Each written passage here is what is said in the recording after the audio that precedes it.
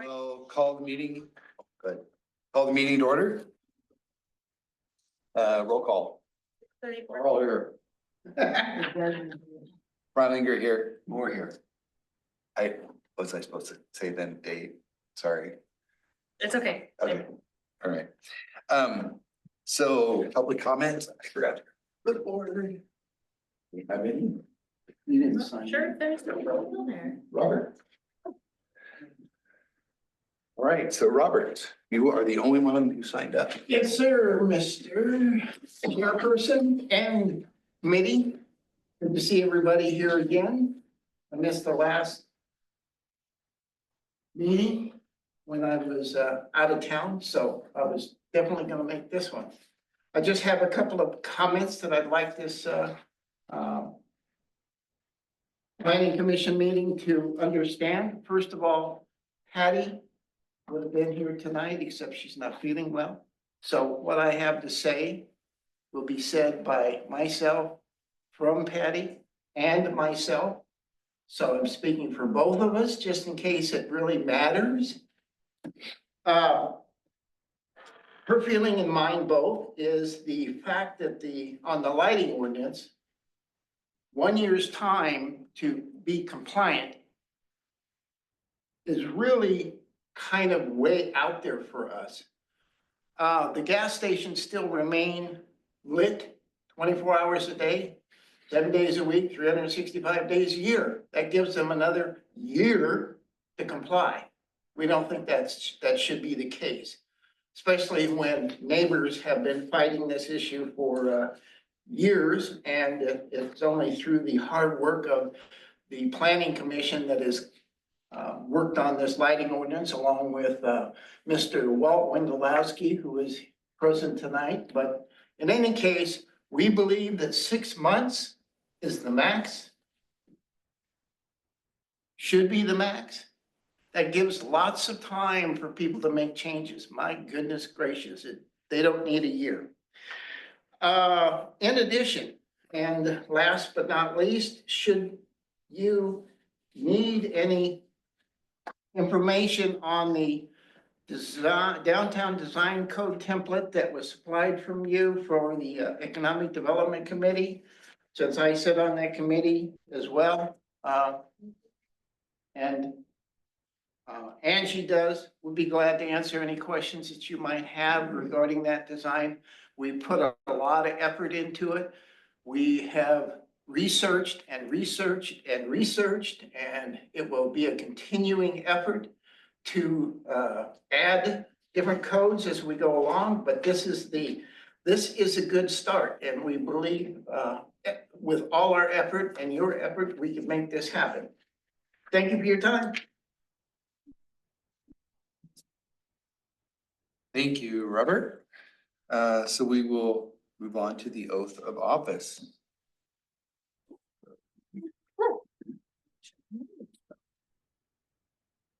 All right, Carol, if you want to join me at the front, we can go ahead and do your oath. I'm going to give you a copy because sometimes I get nervous and say. And then I'll say it, and you just need to repeat after me. Put your right hand up. I state your name. Carl Prendergast, Swear and affirm that I will faithfully support the constitutions and laws of the United States of America.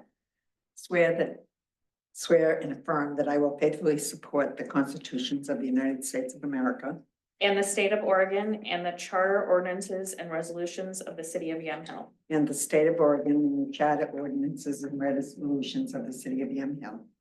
And I will perform these duties of planning commissioner And I will perform these duties of planning commissioner for the city of Yamhill to the best of my ability, so long as I may continue in that capacity. for the city of Yamhill to the best of my ability, so long as I may continue in that capacity. All right. Okay, thank you. Do I sign? Afterwards, we'll have you sign in on, do the notary. Okay. But you are welcome to sit up there. You got a nameplate for you. Welcome. Welcome back. Thank you. Yeah, welcome back. Before your time, I guess. Yes, it was. All right, so we'll move on to new business. The first agenda item is the lighting ordinance review. So I'm assuming Walt, you can start. Yes, good evening, everyone, and hope everyone's keeping warm now that fall is definitely here. I was tasked with the idea of looking at the current code amendments that were recently passed by the city and determining whether or not there's any impact on what we've done so far with the lighting regulations. Excuse me. This is not a public hearing on the matter of the regulations themselves, but just to provide some updated information for the planning commission to consider. And then when we schedule a hearing before the commission to finalize this document and then bring it on to the city council. So the task was just to look at the current changes in our codes and see whether or not there's any impact. I could state unequivocally with regard to annexations and the comprehensive plan amendments, there's absolutely no impact. They have nothing to do with design factors or aesthetic issues. There were only two issues that came up that seemed to, I don't want to say concern, but something that the commission may want to look into. If you go to section 1052.070, it has one particular standard for lighting a parking lot. But then if you go to what we're proposing in section 1066E5, there's a separate standard. I am suggesting it may make sense just to have the same standard for both. This has nothing to do with other restrictions or requirements that are in the proposed lighting ordinance, but this would just apply to parking lots. And what I think where 1066 has an advantage, it has some quantitative measurements. So my thinking is we don't have to do it. It's not critical, but I'm thinking it may be a good idea to have the same language both in 1052 and also 1066. And that was probably the biggest item I found. The second item that wasn't again, a major concern, but there was discussions on lighting for signs within the CBD as part of the amendments. I started thinking about maybe how we should approach this, and this almost segues into the items B and C for new business, in that there's a lot of interest in looking at the downtown in terms of design standards, improvements, a whole pantheon, if you will, of changes. So instead of making some minor changes at this point, I think it probably would be best just to note that the CBD has the same illuminations restrictions on, like, strobe lights, etc. It probably doesn't make a lot of difference to make any changes at this structure, but look at more of a global view of the situation when we're looking at downtown design. So the only other item, and it was really a minor item at that, was public lighting as part of a land division.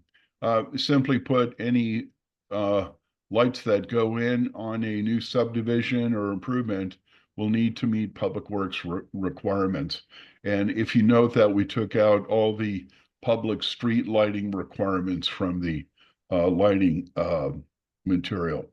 With that, again, I think the only thing of immediate interest that the commission may want to consider, and when we schedule a hearing, we could certainly make the change if so directed, but just go ahead and have the same set of regulations for both 1052 and 1066. And with that, I'll happy to answer any questions you may have. So does anyone have questions about? Yeah, good. Yeah, So I'm clear, well, on what, hi, Walt, nice to see you. Hey, how's it going? Thank you for this. I'm clear what 1066 is, it's the proposed ordinance. Right. I'm not clear on where 1052 is and its history. What's, 1052 is for parking regulations, and 1052 has a standard for lighting a parking lot. And so in 1066, we have a standard that is pretty quantitative. It talks about so many lumens at the edge of the property. The 1052 talks about just downward lighting, and not to have light trespass on the neighbor's properties. My thinking is it probably makes sense to have the same definition or the same restriction, excuse me, in both chapters. That's all. Understand, why not put the candle restriction into 1052 instead, to make them. no, that is my suggestion, exactly that. All that I'm getting is that, for example, if you have a large church parking lot, they're not covered by any of the lighting standards that we're proposing. However, they could be producing a lot of light at the parking lot. So I think it's just pretty consistent between the two. And I think the 1066 should be in the 1052. And again, that was the only thing that really jumped out at me. Okay, that, I'm sorry, I misunderstood that you wanted to do it the other way around, but okay. No, that sounds no. good. So you're proposing that removing the parking lot lighting section from 66 completely, right? No, I am still saying keep that there because Oh, have them in this is bold ways. specific to public and commercial uses. What I'm driving at is that you can have a non-public use such as a church, and they could have like 50, 60 parking spaces, and yet these light restrictions do not apply to them. I'm just saying when it comes to parking, at least with parking, and only parking, I should say, that we have that little tighter restriction that we're proposing. Also, frankly, from a planning standpoint, it really helps with the consistency for enforcement and application. But Sean, this 0.1 foot candle would go into 1052 where it's. Too, not. yeah. Gotcha. Okay. Okay. Anybody else have any questions or comments? I do. Got a number? Go for it. Now, on the streetlights, the city council was concerned about the cost of taking on shielding lights that got complained about. Mm-hmm. And it was discovered that for I think $250, you can call up PGE and they will come put one in. And the city felt that that was a good enough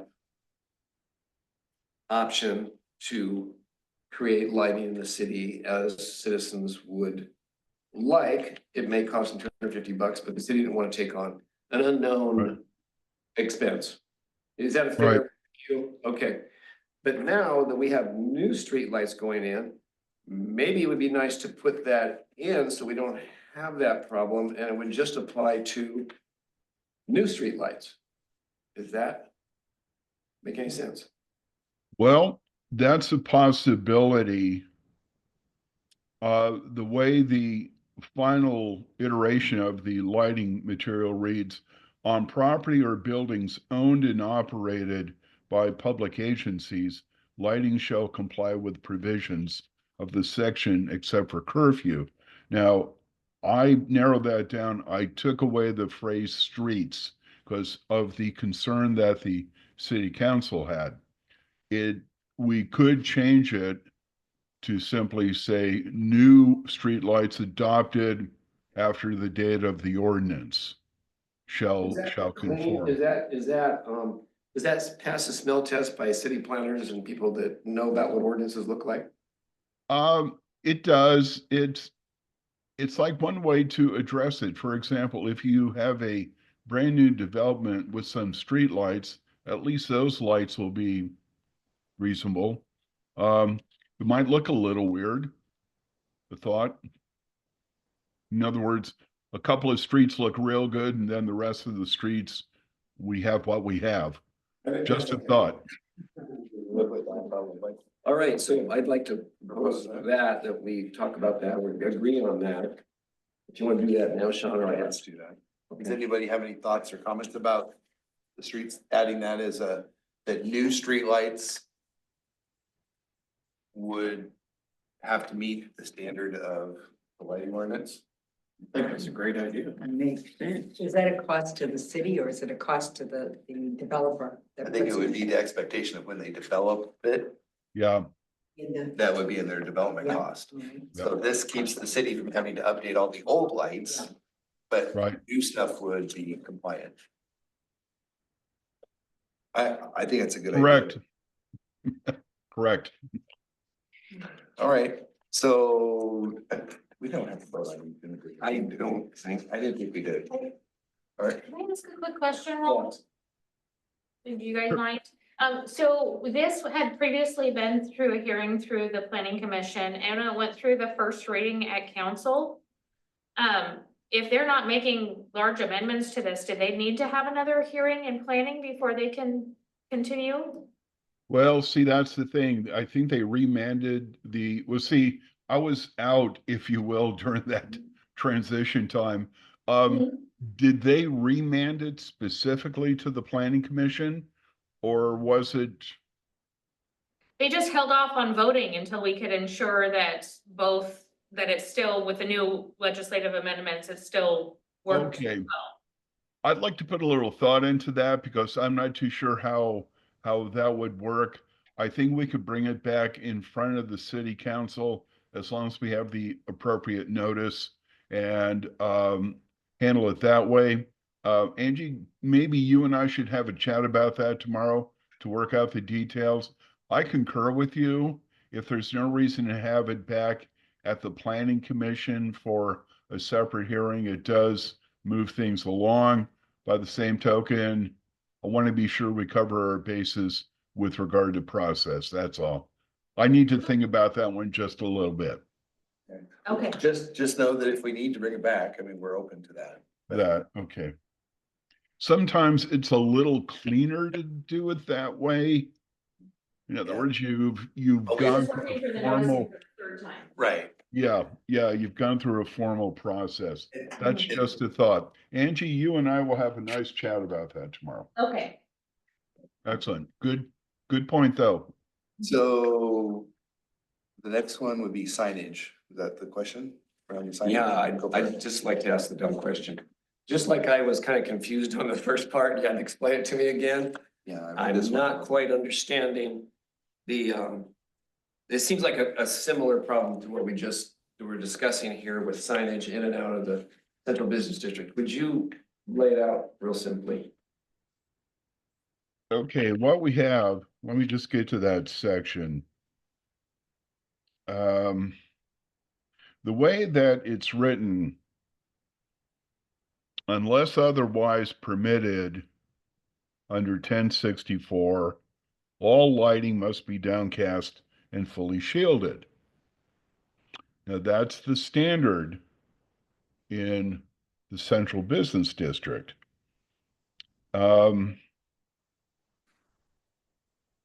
No, that's the standard within 1066. Unless otherwise permitted in 1064, which is the sign regulations, all lighting must be downcast and fully shielded. External illuminated surface area of any one sign shall not exceed 50 square feet. But if you go to the central business district, it talks about illumination. Direct or indirect illumination shall be permitted, provided all illumination is directed away from adjacent properties. And that was a tough one to look at because I'm thinking something else that was on the agenda looking at design. I would probably argue, maybe this is worth having the public hearing and discuss it, but I would probably argue that instead of looking at that as another tweak, if you will, maybe incorporate that into the whole idea. What do you want your downtown to look like? Not only separately on signage, but on lighting. But I just didn't see a big reason to make that change. And so we can, if you want to. And if I were to change it, I'd probably just drop the external illumination limitation. So my concern, this is for discussion, my Right. concern, so my concern with doing that is we put effort into getting this in partially because of the central business district. Mm-hmm. If we take this out, we postpone doing anything in the central business district until we get the design standards updated, right? Right. So there's gonna be a process associated with getting those design standards worked out. And I guess I'm concerned that we've had this lighting ordinance discussion for quite some time and people are wanting it. And that removing it from the central business district because we're gonna be talking design standards at this point, Okay. slow it down. I could suggest then the following. Let me go back and look at amending the 1064 requirement, because if this is what you're after in the central business district, then I think we're going to have to go back and amend 1064 to make sure they're in sync. Just like we did with the parking lot for outside and doing it this way, I think those two have to be done. Again, I was trying to look at, instead of reinventing the wheel, to try to look at it like at one time. But I see your point. If we're going to go forward, let's make sure that we have something that we could work with immediately, and then we can look down the road. So let me go back to the drawing board and make that little change. And I think with that, I think it would be appropriate just to use the same number, have the hearing, and just take care of it that way. And that way we are clean and above board. So, because I want to make sure you get buy-in on the language as well. Yeah. Okay. That idea. So I guess your hesitation of just taking the 1066 language and putting it into 1064 was we may be wading into some desirable design aspects of the central business district that we don't really know about yet. Right, and that was my initial look at it. Again, I think you've raised a couple of issues here that I think it's worthwhile for me to at least dig into a little bit more. And again, we're looking at a couple of other things that you want to be comfortable with. I don't think it would hurt at all to do that. I just want to make sure that, how do I put this, that we don't get bogged down on some of these details, that we're able to get it back to the council. But you did raise an important issue here, and that's to try to be, there was an intent and purpose behind this, and let's try to be consistent with that. To me, it was like pretty close. I felt comfortable with it, but by the same token, let's go with the consistency and intent and purpose. So I'm with you on that.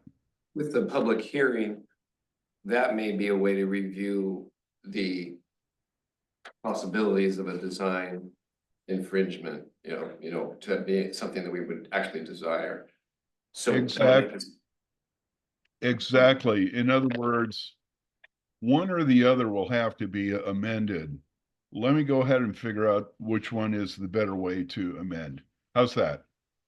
Okay. And then, so we would have a public hearing next month and be able to refer it to city council? Yes, sir. All right. How does everyone else feel about that?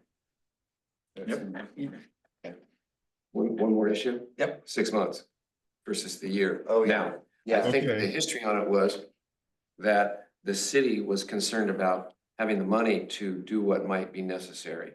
And frankly, there could be a number of things. I don't know how the city and the school district's a different animal, but this school district, if people want to complain, they aren't in compliance, those sconces that hang on the side of the wall. So they might have some expense.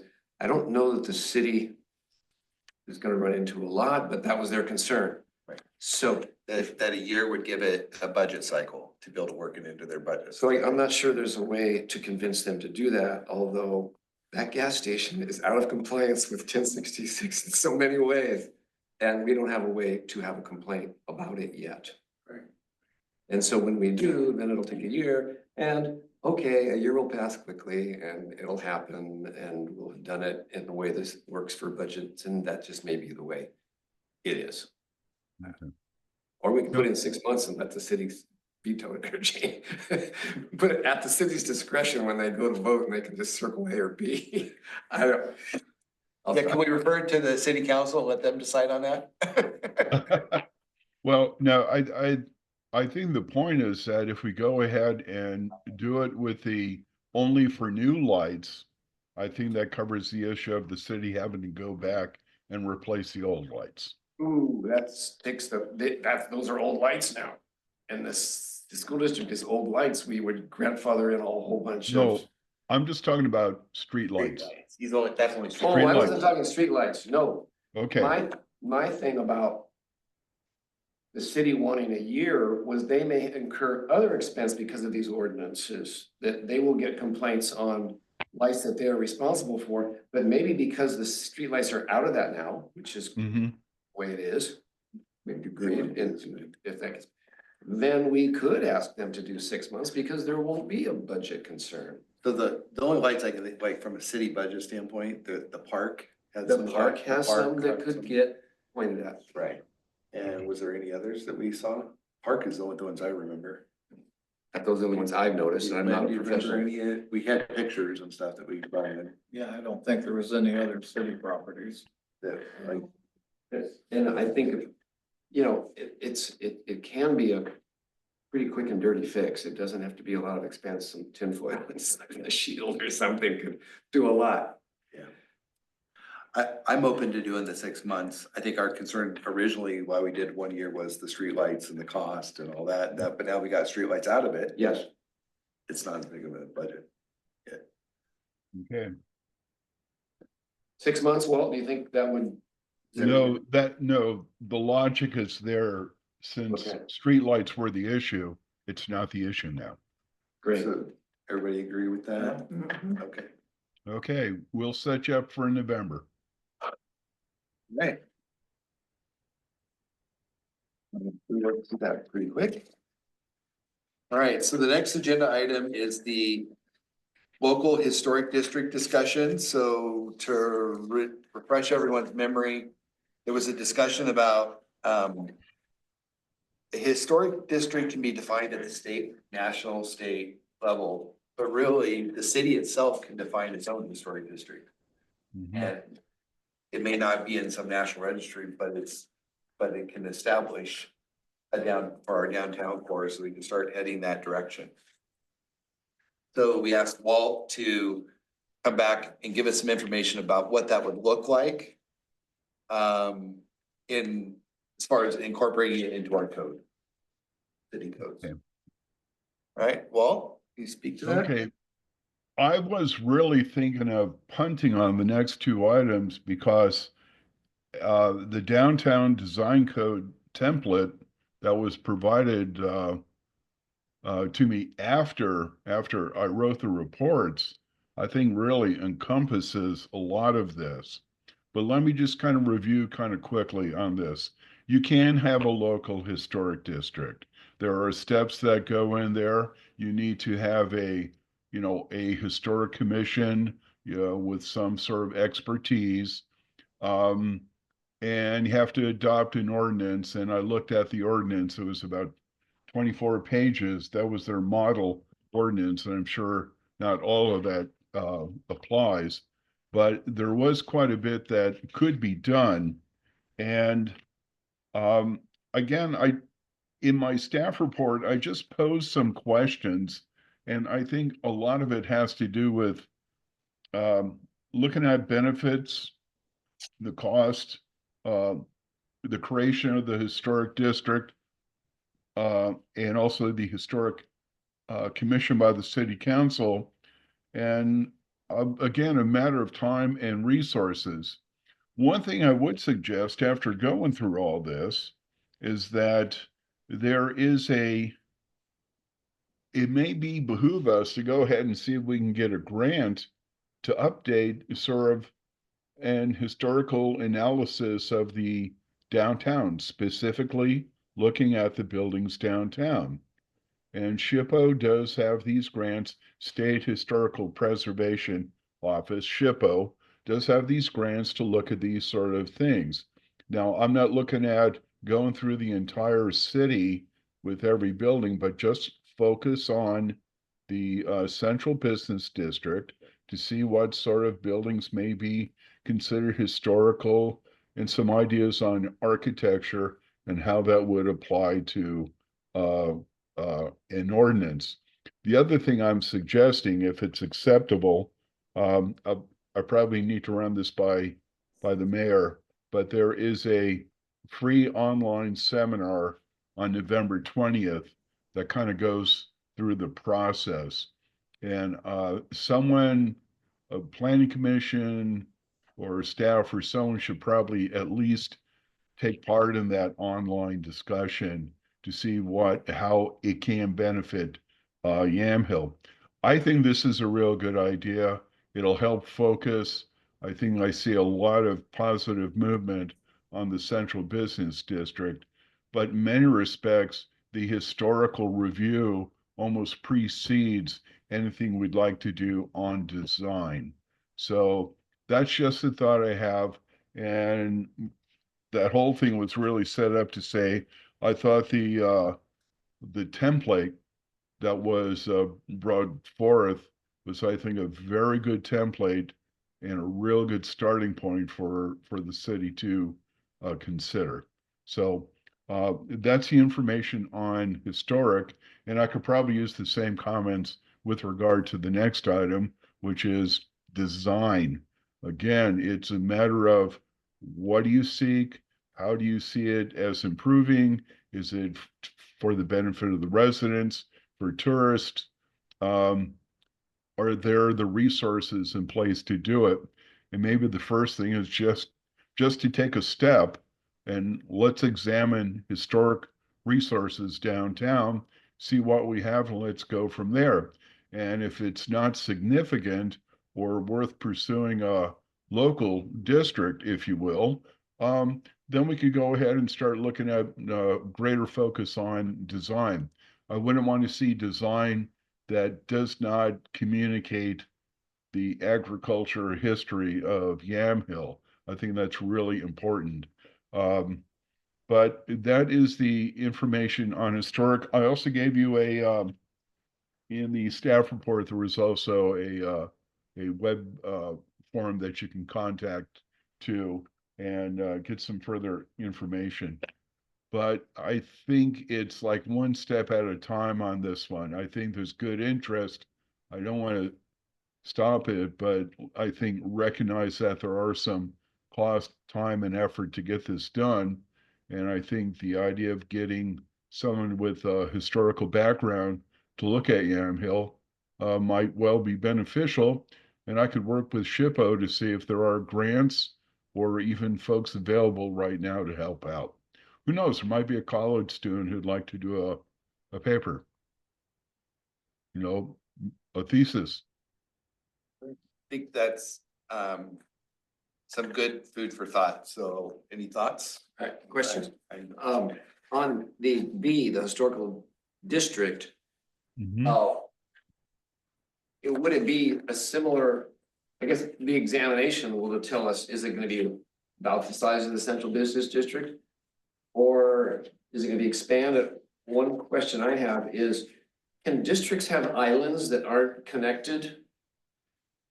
You see, and this is where I don't know the details, and that's where I think that November 20 presentation, simple questions to ask. Can you have islands? Or just a connection via a street? I don't see why not, but then again, I don't know how the rules work. Okay, And connection to a street. I'm just thinking of the Cleary House. Is it, do we have to, if you go down the street and then whoop, we got the Cleary House. Whether it should be in or out, I don't know, but I was just wondering what that might look like.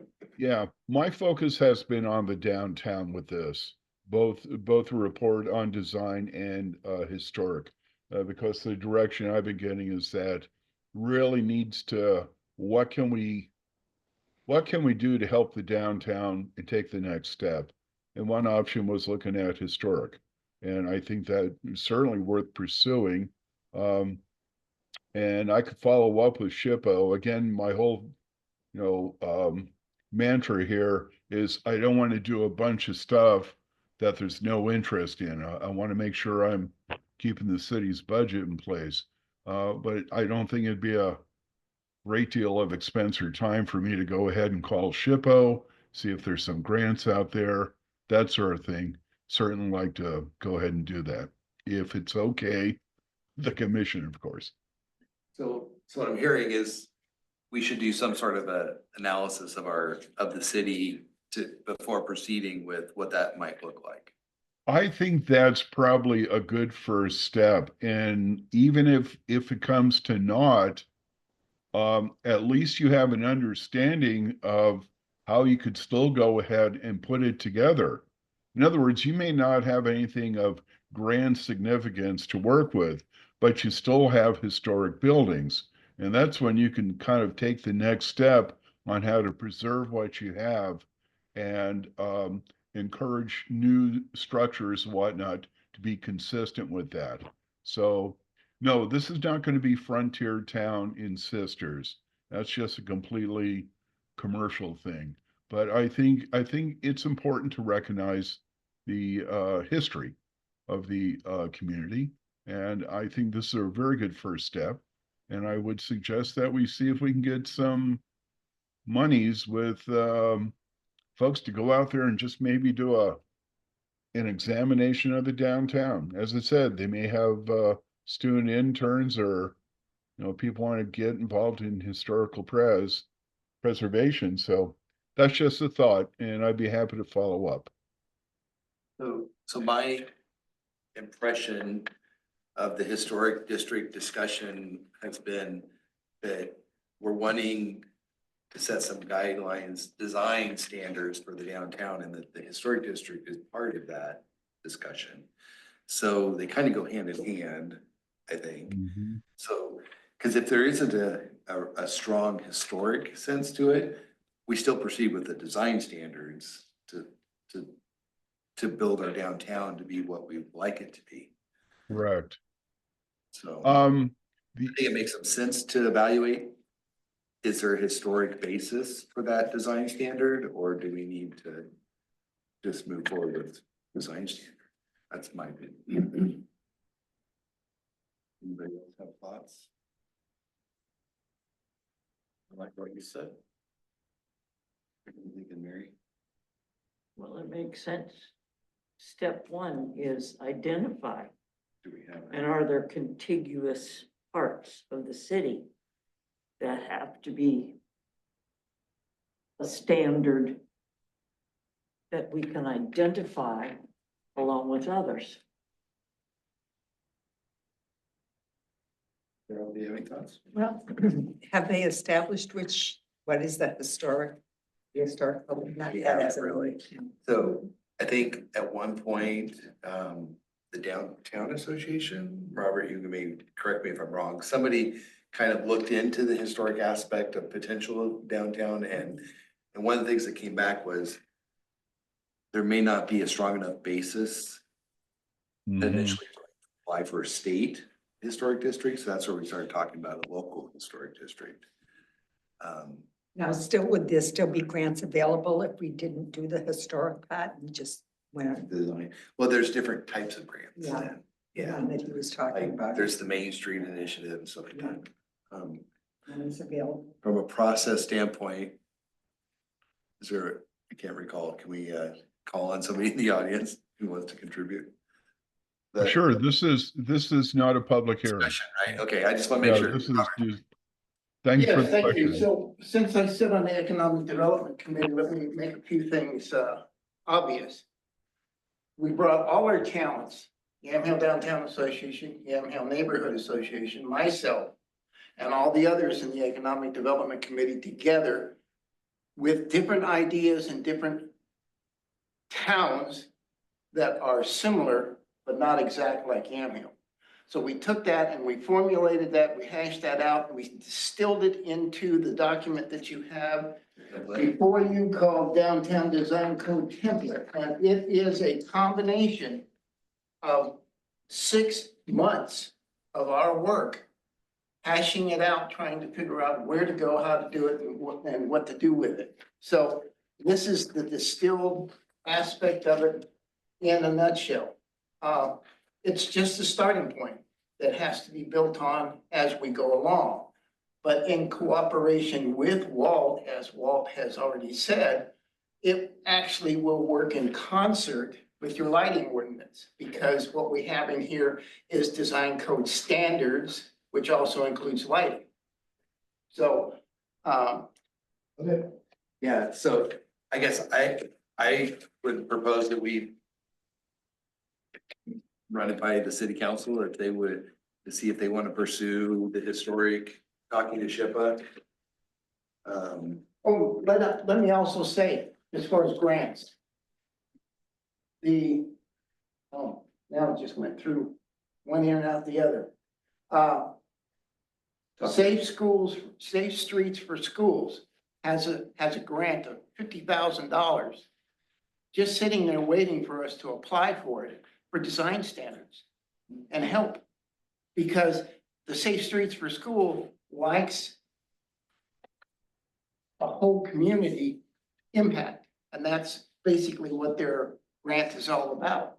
So it's not only safe streets like the crossing signals that the city has proposed putting up for safe crossing of flashing lights, but it also includes other standards that are privy to the Safe Streets for Schools, and it would give us 52 or 58,000 or more dollars in our coffers. And that's just one grant. So looking at the historic district discussion, I think pursuing SHPO. Yes. grant Or a discussion with SHPO would be appropriate. Yes, As far as the city's budget goes in your time, I'm guessing that's gonna go through city council or the mayor's office. I think I'm looking at like maybe an hour or two here. So Okay. I'm not looking at like a full-fledged program, but just to get a sense of what can be done. What would they suggest we do for next steps? Because it's really interesting. When you talk to one agency, they know someone in another agency. They've been around the block a few times. And then they go, that's very interesting. Let me get a hold of so-and-so. Before you know it, you have a regional task force put together. Now, I'm guessing, but a regional solutions committee figuring out a way to bring everyone together and provide some funding for that. The state always likes to fund projects supported on a local level. And so if I could start with SHPO, they may also provide some additional ideas of moving into the design aspects and pulling it all together. This is it's both interesting, not both, but it includes it's historical context, design. It's for community benefit. I mean, there's a lot of moving parts in something like this. And I'd like to just go ahead and, after looking at this code material here suggested, obviously there's a lot of work that went into that.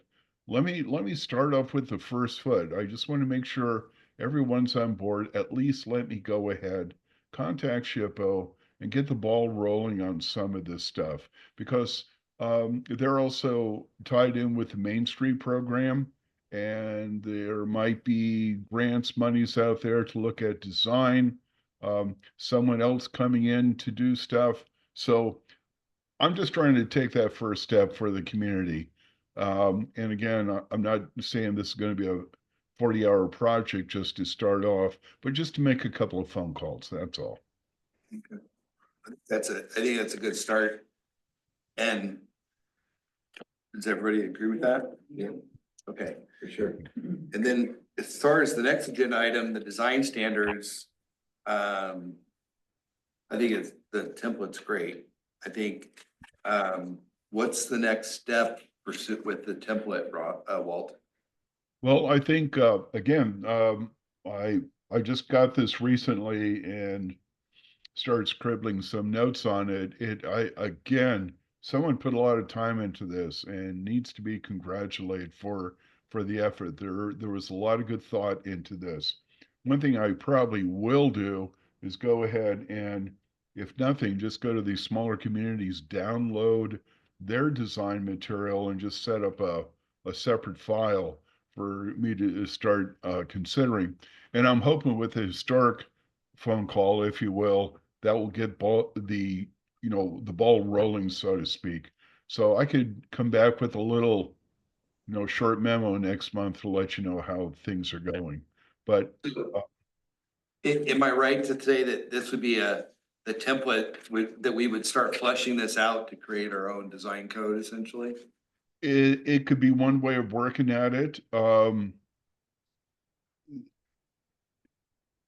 things may have to fall aside with budget Yeah. and whatnot. I mean, that's just the reality, but by the same token,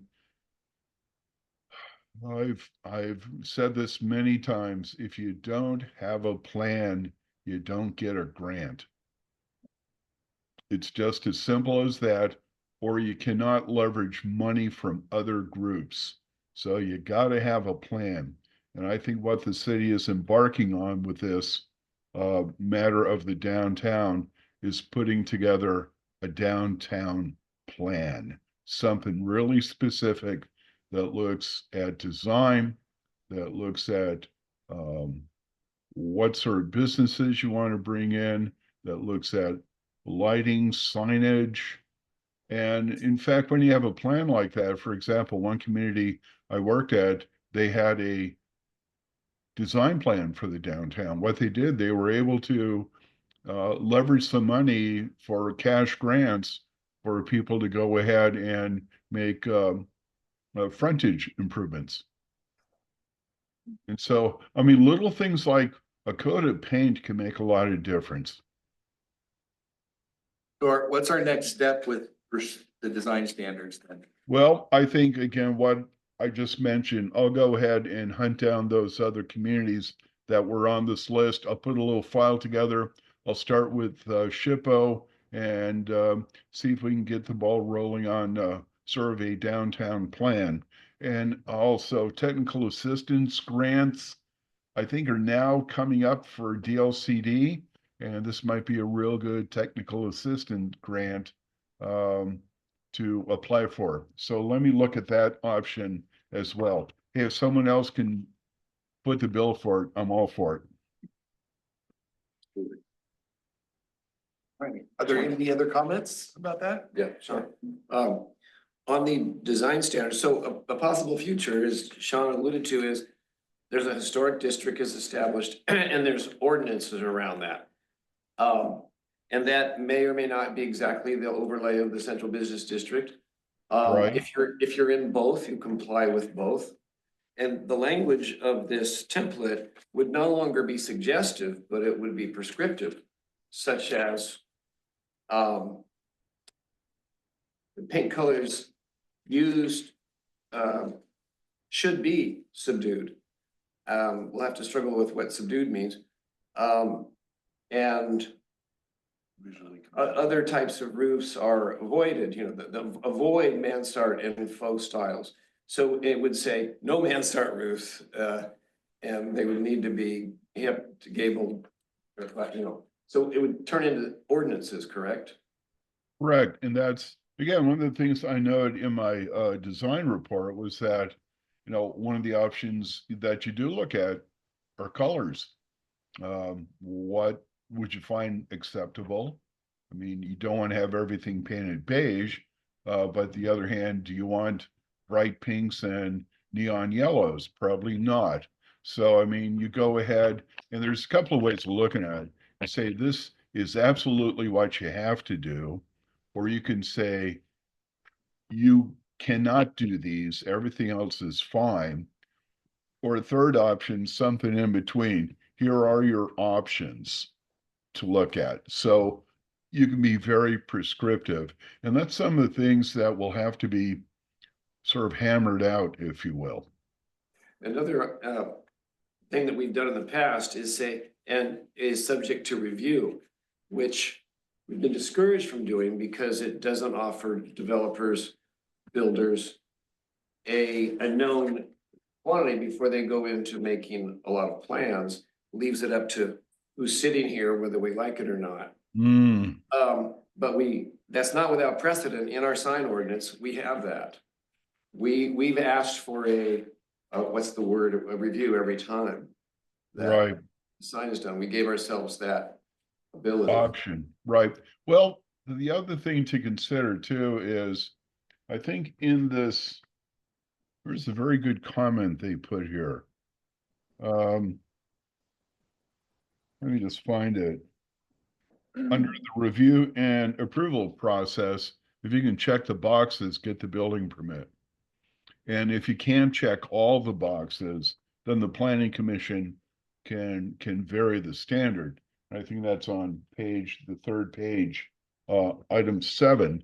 So, I mean, that's one way of doing it. If you establish a standard and you can meet it, why do you have a big hearing about it? So you're right. I mean, there's a couple of ways of looking at it. It's only when you get a little more subjective that it gets a little hairy, if you will. We may hold on to some discretionary elements. Right, right. And there's nothing wrong with that. Great. We struggled with the central business district language on how to say matches the other buildings. Mm-hmm. You were concerned that some state review process might choke on that. Evidently they didn't. So I guess it's in, and we still have kind of like, yeah, that looks good enough, or no, you gotta go back and make it brick, and that sort of thing. We can still Right. do. Maybe some of the thought that goes into this will help us make our central business district requirements better, and they might also change. Although that's more difficult, isn't it, to change that? Well, I think what was done was a very good first bite. I think what needs to be done now is refine it. Mhm. In other words, part of that had to do with housing. This was like a mixed grant. You were looking at housing issues, then you were looking a little bit at the downtown, then you were looking at amendments to the comprehensive plan. Also throwing in was annexations, and the final bit was land divisions. There was a lot on the table with regard to the amendments. There was like a couple 100 pages, if you will. But looking at it this way, this now allows us to go back and refine that, saying that we want something a little bit more and more in the line of, say, a master plan, master design plan, that sort of thing. So, yeah, there's probably some judgments involved, but that's the whole process. That's kind of what we're going through. All right. So I think that we have some action items out of this for you, Walt. So Okay. thank you for your contribution. And thank you, Robert, and the economic folks for their template. Yes. It gives a lot of really good topics to think about and delve into. Very impressive. So the last agenda item, update on upcoming planning commissioner openings and recent planning applications.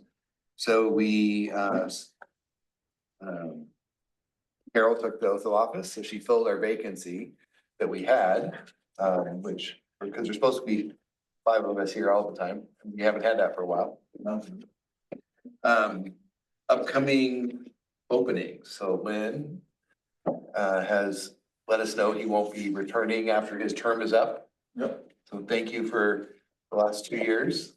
Appreciate your Yeah. contribution. Yeah, thanks for carrying my weight, so love Carrying your leg. it. Carrying my weight, Oh, carrying your leg. Carrying your asking leg. all the questions and stuff, so.